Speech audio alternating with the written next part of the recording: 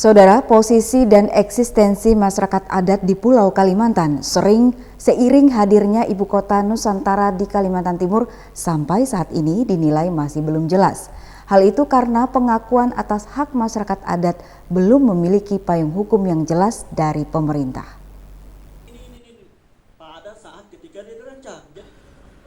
Pernyataan tersebut diungkapkan Direktur Eksekutif Institut Daya Ekologi Kris Susandi Gunoy dalam seminar Ibu Kota Nusantara yang bertemakan eksistensi dan reposisi masyarakat adat komunitas lokal terhadap IKN Senin 4 September 2023. Ia mengatakan keberadaan IKN di Pulau Kalimantan memiliki ancaman tersendiri terhadap eksistensi masyarakat adat karena belum memiliki payung hukum yang jelas untuk mengatur hutan dan komunitas masyarakat adat. Jika dilihat dari persentase kehadiran masyarakat adat di Kalimantan Timur sekitar 3%. Meski dari sisi keuntungan, suara masyarakat Kalimantan bisa didengar oleh pemerintah. Namun di sisi lain Kalimantan kehilangan 400.000 hektar hutan dan wilayah adat. Sederhana, kalau identitas itu tidak jelas, maka hak-haknya juga tidak jelas. Dan dari pengamatan dan cerita kawan-kawan tadi itu menunjukkan bahwa masyarakat adat itu memang belum jelas.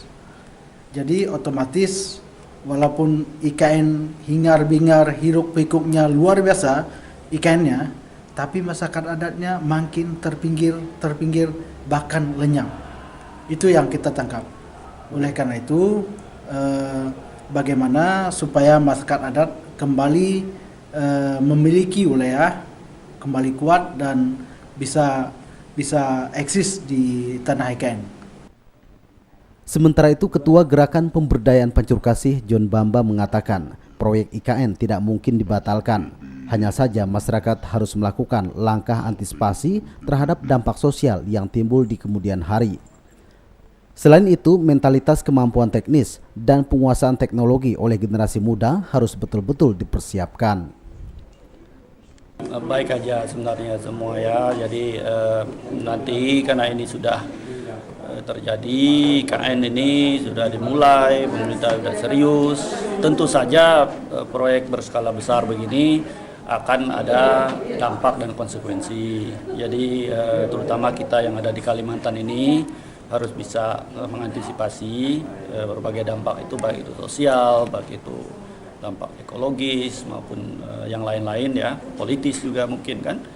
Inilah yang kita harus bersiap gitu. Seperti yang saya sampaikan tadi, penting juga kita memikirkan sumber daya ya masyarakat yang ada di Kalimantan ini supaya betul-betul bisa berperan dan mengambil manfaat ya seoptimal mungkin lah dari kehadiran IKN ini, karena ini pasti besar sekali pengaruhnya ke depan.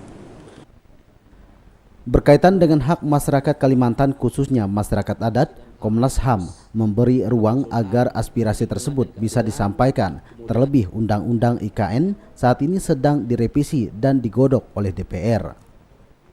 Memang terdapat banyak sekali gugatan dari masyarakat adat dan itu wajar-wajar saja, dan oleh karena itu momentum perubahan Undang-Undang IKN yang saat ini sedang digodok oleh DPR menjadi momen yang tepat ya untuk membicarakannya.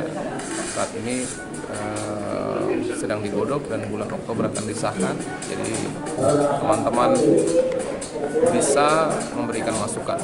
Saya kira itu hal yang sangat penting untuk diperhatikan karena masyarakat adat saya lihat masih belum diperhatikan secara serius dalam undang-undang yang ada saat ini. Komnas HAM mendorong agar proses pembangunan IKN memperlihatkan hak asasi manusia dan mengutamakan prinsip-prinsip hak asasi manusia. Tim Liputan Ruwai TV mewartakan.